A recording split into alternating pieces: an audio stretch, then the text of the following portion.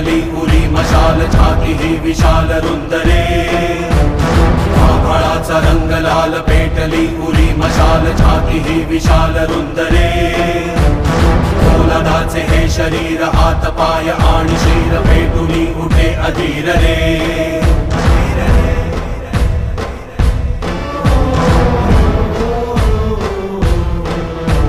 अखंड नाद हावरात धावतो नसा नसात आज वितुळ लोह कुंभले अखंड नाद हावरात धावतो न हो त्या रायरेश्वरावरती शपथ घेताना शिवछत्रूंनी शपथ घेऊन कामाला प्रारंभ केला।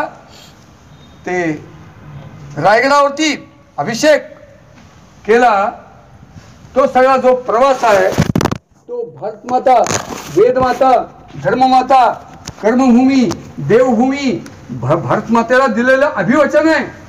एक लक्षात ठेव की तुझ्यावरती आजपर्यंत एक नाही दोन नाही तीन नाही या बोलणखीन खैबर हिंदीतून प्रतिमानी दूध घालायला यावा गोळी तसे आक्रमक आले आणि तुला रतंबार घायाळ केली।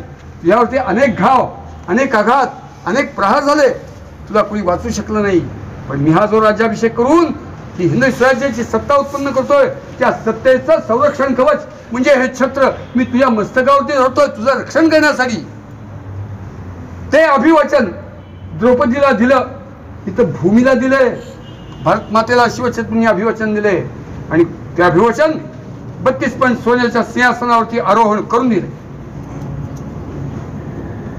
त्या सिंहासनाला उपमा नाही तोड नाही जोड नाही बरोबर नाही तुलना नाही शब्द नाही असं ते सिंहासन संभाजी महाराज 11 मार्च 1689 हो अति क्रूर मरण पत्करून बलिदान करून निघून गेले।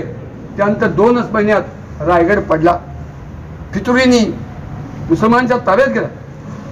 रुल्ला खान इखलास खान मुकरब खान आणि तो जुल्फिकार खान त्या भडव्यांनी वरचे सगळे कागदपत्र पेटवले इमारती पेटवल्या सगळं जाळपोळ नाश करून टाकलं। सिंहासनाचे तुकडे तुकडे गेले छत्र उद्ध्वस्त करून टाकलं।